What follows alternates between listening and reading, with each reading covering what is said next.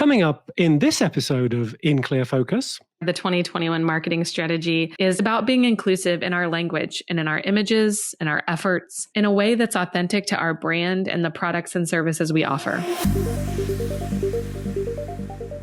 You're listening to In Clear Focus, fresh perspectives on the business of advertising, produced weekly by Bigeye. Hello, I'm your host, Adrian Tennant, VP of Insights at Bigeye, an audience-focused, creative-driven full-service advertising agency. We're based in Orlando, Florida, but serve clients across the United States and beyond.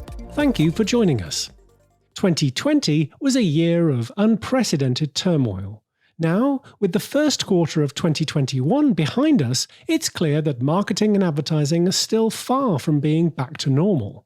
Behaviors established during the pandemic have changed many customers' expectations and habits in relation to branded products and services.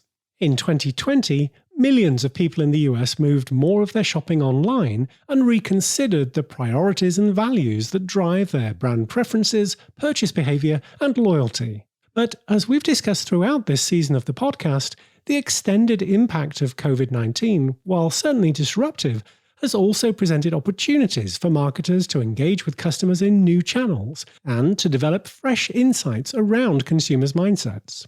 To wrap up Season 6 of In Clear Focus, we're going to be hearing from Bigeye's senior strategist Dana Cassell.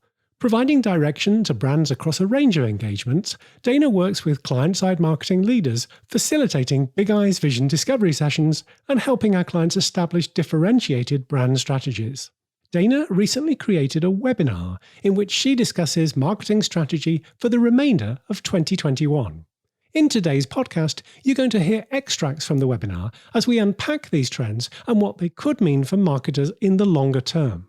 Over to Dana as she explains why 2021 is not business as usual. I've identified 4 key tenets of marketing strategy for the remainder of 2021.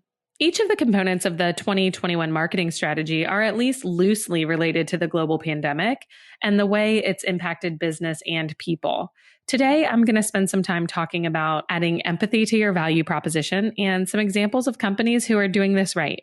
Why it's important that everyone in your organization who touches the customer journey can clearly articulate your digital conversion funnel. We'll break down the buzzword agility to a no-nonsense approach that focuses on capitalizing on small windows of opportunity. And then lastly, we're going to talk a little bit about you and what personal skills 2021 is going to demand of the CMO. Over the last decade, it's become increasingly more normal to hear emotionally connective language out of large organizations. Over the next few minutes, while we talk about empathy and the value proposition, I'd encourage you to parse through your own organization. What have you done with empathy? And has that been mostly an internal communications effort or external comms? It's pretty common for us to run across organizations who have embraced empathy with their employees. So who have understood that the value of culture and retention is important from an internal perspective. What we're going to talk about today, though, is how adding empathy to the value proposition impacts the bottom line of the organization from a marketing perspective. And there are certainly examples of this that have been in the marketplace for a while. In healthcare, we hear patient first regularly. And in banking, it's about helping customers achieve personal goals like buying their first home or planning for college or planning for retirement. So 2020 has really forced our hand as marketers to add empathy to the value proposition for our customers. As a strategist, I like to make decisions using data. So I'm curious what the data has said about the importance of empathy with consumers. And there was a recent Nielsen Visual DNA study that surveyed people across multiple nations affected by COVID-19, both before and during lockdown. Respondents were shown a selection of images depicting various degrees of agreeableness, and the study found that compared to pre-lockdown, consumers' perceptions are now leaning toward being more open, trusting, and approaching the world with open arms. So it's not just our intuition and personal experiences that tell us that empathy is important. It's data. Customers are now choosing brands and feeling more positively about brands that effectively communicate empathy to their customer base. Let's talk about a value proposition in features and benefits language. If one of the features of your value proposition is authority, the benefit is that it instills a sense of confidence in the consumer. If a feature of your value proposition is empathy, the benefit is that it tends to move consumers toward action. So the question here is, how can your value proposition have both a sense of authority and a tone of empathy? Those who have call centers in their organizations know that the idea of adding empathy is not new. 84% of customers say their last customer service interaction via call center did not exceed their expectations. So call centers have been working on adding empathy into their conversations and scripts for quite some time now. Here's a list of questions and conversation starters that are frequently used in call centers who believe that empathy is key to increasing customer satisfaction. Asking questions like, what's the best case scenario for you? Or even, we appreciate your patience and that would frustrate me too, are all great examples of how call centers are incorporating empathy to increase satisfaction. So now the mandate is on us as marketers to begin including empathetic language and images and ideas into our marketing, advertising, and public relations efforts, kind of taking a cue from where our call centers have been working over the last few years. While there are so many wonderful examples of companies being empathetic over the last 13 months or so, there are three in particular I'd like to share with you today. The first example is Allbirds. On March 20th of 2020, Allbirds denounced an effort to U.S. healthcare workers. As a token of their appreciation for frontline workers, they offered a pair of wool runners for free while supplies lasted. They had an incredible response, distributing more than $500,000 of shoes in under a week.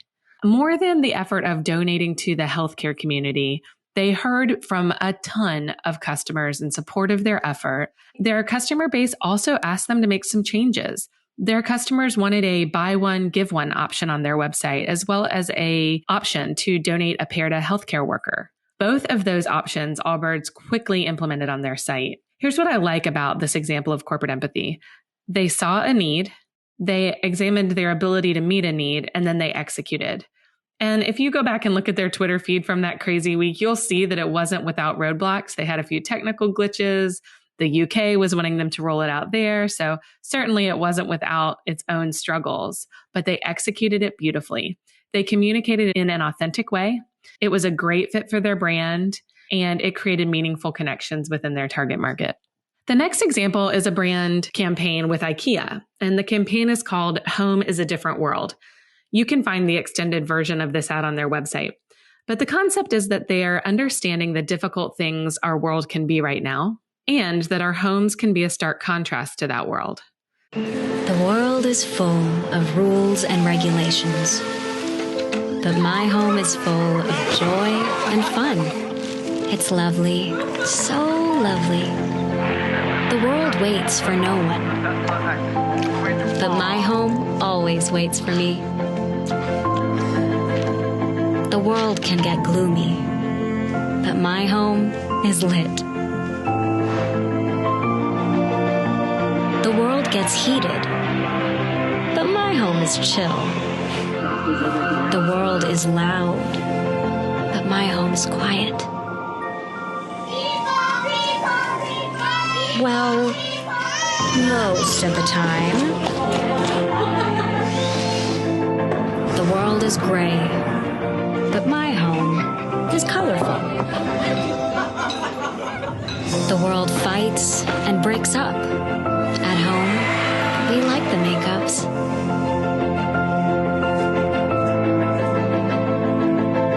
The world tells us how to be, but my home likes me just as I am. Because home is a different world.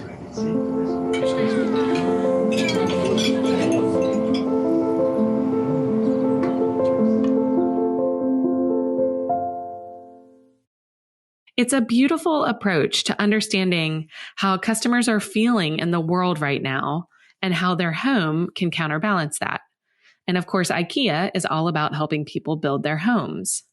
On the landing page from that campaign, IKEA has the extended cut, and then of course the collection of products featured in the ad. The reason I bring it up today, it's not that IKEA gave away $500,000 in product, but they understand the context where their ad is going to be landing and speak to their customers in a way that makes them feel understood. This is an excellent example of an empathy-driven ad campaign. The last example of corporate empathy I want to chat with you about involves the meditation app Calm. Of course, the pandemic has led to a surge in downloads of mental wellness and meditation apps, but the numbers are quite staggering. Downloads of mindful and meditation apps doubled in April 2020 over January of 2020. And January is usually a month where healthcare surges anyhow. And Calm itself saw a 31% rise in April compared to January. The apps used a variety of approaches to grow business mid-pandemic, including offering free access to frontline medical professionals and first responders. Calm did launch a page of free resources, and that landing page, which is still up, you can find it easily, is an excellent example of empathy in copywriting. They have some beautiful lines there. But they also began to focus on partnerships to expand free access to more users over a long period of time, while simultaneously growing their business. For example, in May of 2020, Kaiser Permanente announced it was going to make Calm's apps premium subscription free for its members. It was the first healthcare system to do so. So whether it's an actual donation, an empathy-driven campaign, or strategic partnerships that extend your product's reach while achieving the result of connecting empathetically with customers, I'm curious what you'll do in 2021 to bind empathy into your value proposition.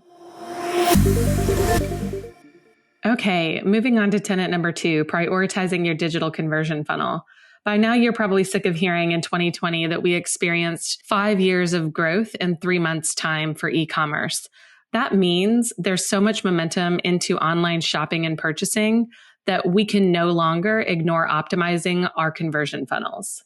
I believe that anyone in your organization that touches a part of the customer journey from awareness through advocacy should be able to articulate where their business activities lie in your conversion funnel and what the triggers are that they have to pull to increase conversions along the way.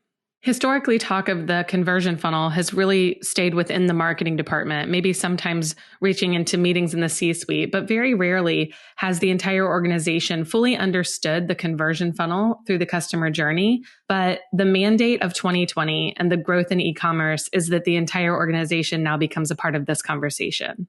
There are 3 trends in the marketplace that have convinced me that digital conversion funnel should be a focus of 2021. And those are storelessness, digital majority, and click and collect. The data shows that in 2020, North America saw a 32% increase in retail e-commerce sales, that number in 21 will still be nearly 15%. So it's clear that the data suggests our conversion funnels need to be prioritized. And click and collect, I think, is fascinating as well. This is where customers order and pay for something online and then choose how to collect it, usually in store or curbside. 2020 saw an astonishing 60% growth in click and collect retail sales. And the industry is predicting even more growth over the next 2 years, 10% this year and 15% in 22. It's clear that customer habits with e-commerce have solidified. And to me, that means the digital conversion funnel needs to be working well from top to bottom. And your organization needs to know what levers to pull when we need to convert better step to step. I'm curious if you could articulate in 60 seconds or less the desired conversion funnel for your business. I think it's possible that not all of us can, but even if those of us in the marketing department can, could everybody who touches the consumer journey? If not, this is the year to get this figured out. It's a pretty simple concept, moving folks from awareness to purchase intent, purchase through advocacy. And anyone who touches the customer journey in your organization should be able to clearly articulate how that funnel works and how the work they do impacts moving potential customers from the top to the bottom. It's a pretty common mistake to want to widen the top of the funnel when we need more customers at the bottom. And it's always our recommendation that before widening the top of the funnel with a big brand campaign or a big online spend, that first we test to make sure that we understand the different steps of the funnel and how they're working, split test to optimize, and make sure we get those conversion rates as tight as possible from step to step. And once we've done that work, then we widen the top of the funnel. I am curiously watching how brands are optimizing their websites and optimizing their digital conversion funnels, and look forward to seeing more of the organization understand their role in converting potential customers into sales in 2021. Let's take a short break. We'll be right back after these messages. I'm Seth Segura, VP and Creative Director at Bigeye. Every week, In Clear Focus addresses topics that impact our work as creative professionals. At Bigeye, we always put audiences first. For every engagement, we commit to really understanding our clients' prospects and customers. Through our own primary research, we capture valuable data about people's attitudes, behaviors, and motivations. These insights inform our strategy and guide our creative briefs. Clients see them brought to life in inspiring, imaginative, brand-building, and persuasive activation campaigns. If you'd like to put Bigeye's audience-focused creative communications to work for your brand, please contact us. Email info@bigeyeagency.com. Bigeye, reaching the right people in the right place at the right time. How do you identify? Female, male, gender fluid, cisgender, genderqueer, non-binary, transfeminine. Society is constantly changing and evolving. To understand how Americans feel about gender identity and expression, Bigeye undertook a national study involving over 2,000 adult consumers. Over half of those aged 18 to 39 believe that traditional binary labels of male and female are outdated and instead see gender as a spectrum. Our exclusive report, Gender Beyond the Binary, reveals how beliefs across different generations influence the purchase of toys, clothes, and consumer packaged goods. To download the full report, go to bigeye.agency/gender. Non-conforming, transgender, two-spirit, transmasculine, gender fluid, Gender Beyond the Binary. Welcome back. Concluding this season of In Clear Focus, you're listening to a special episode with Bigeye's senior strategist Dana Cassell, discussing why the remainder of 2021 is not business as usual. Before the break, Dana talked about adding empathy to a value proposition and provided examples of brands who are doing this right. Dana also explained why it's important that everyone in an organization who touches the customer journey can clearly articulate the digital conversion funnel. Next, a look at organizational agility and what the key priorities for marketers should be for the remainder of 2021. 2020 was full of buzzwords, not the least of which was agility. So I bring it up today, not to contribute to the count, but to tell you that I find practical agility to be an extremely important part of the 2021 marketing strategy. This year, I suggest we keep our eyes on long-term planning, but really our focus on short-term execution. As a strategist, I'd never imagine abandoning the long-term vision, but it does seem that companies who have been able to be nimble and successful during the pandemic are able to maintain also a short-term focus. So I'm going to call that agility and that the goal for what we do in 2021. I am curious, what is the actual return on agility? And I wonder at the end of 2021, what will your return on agility story be? Agility looks really different industry to industry. So what it means to be agile and what a small demonstration of agility would be in your industry and with your company is really unique. But it's clear that the impact of agility is widespread. When your organization is demonstrably agile, you get to show off and rise above your competitors. It's always impressive when you see an organization, especially right now, mid-pandemic, find a way to utilize a short window of opportunity rather than letting that opportunity pass, waiting too long, or getting stuck in red tape. It's quite impressive. And often those efforts earn PR and have potential viral spread. It's also impressive with customers. So your current audience will be impressed with your ability to be modern and forward-thinking, responsive to their needs. And indeed, your agility has an opportunity to meet a need. This goes back to those call center questions, like, what is your actual problem and how can we help solve it? Sometimes the answer is capitalizing on a very short window of opportunity in which your agile response can help to gain market share. So if agility is all about capitalizing on short windows of opportunity, the question is, how do we do that? And how do we do that as big organizations who are not necessarily adept at agility? My suggestion is to identify the people within the organization who have an eye for finding windows of opportunity, the people who are natural problem solvers and who like to optimize, and empower them to identify those little windows and bring them to you. And once they're identified, get a team together quickly to imagine a solution, something manageable that you could design and then test, optimize, and deploy quickly.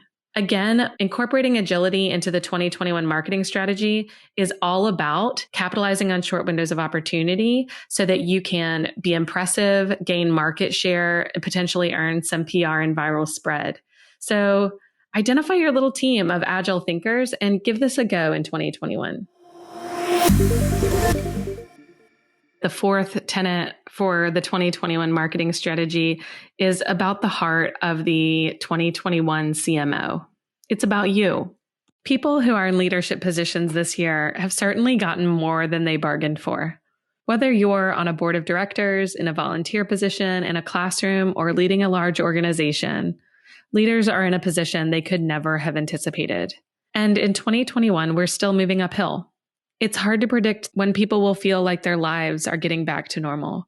We suspect the pandemic won't end in one huge celebratory moment, but rather a long, subtle, slow shift. There is less predictable about our businesses today than there was 18 months ago. And at this point, it's not necessarily business, it's personal. At Bigeye, we see honesty, inclusivity, and enduring flexibility as the heart of the 2021 CMO. And this is not just about the way we treat our employees, or what we say in our corporate pillars and our value statements. It's about what we actually do, being honest in the way that we speak, not just telling customers what we want them to think, but telling them the truth and owning up to our mistakes. It's about being inclusive in our language and in our images and our efforts in a way that's authentic to our brand and the products and services we offer. And lastly, it's about maintaining a sense of flexibility that passes understanding. In 2021, we know how much we don't know. And that means as leaders, we'll need to stay flexible and encourage and reward our teams for doing the same. At Bigeye, we have a heart for the CMO, and we wish you the best this year leading your teams. I hope you enjoyed Dana's thoughts on marketing strategy for the remainder of 2021. This is the last episode for this season of In Clear Focus, but we'll be back with a new season in a couple of weeks. Here's some of what you can expect. Deep customer insight needs to inform marketing, from creating the mission statement to creating content, creating segments, customer acquisition, retention, development, social. It really does encompass absolutely every area of marketing. I moderated the interviews for the Black consumers because if it was a white person doing the interviews, we wouldn't have gotten the same result. You might not be getting the full value of the research without thinking about how people might be opening up. The intrusive nature of questions by strangers. Are you a man or a woman? What are you? And then also, even if you respond by saying you're non-binary, people asking me if I have cancer, is that why my head is shaved? When you think about experience design, it's much more than the function of design. It's a way of thinking as an organization. It's a process. It's a series of questions. And it typically takes multidisciplined capability to execute on it. It's a co-creative process.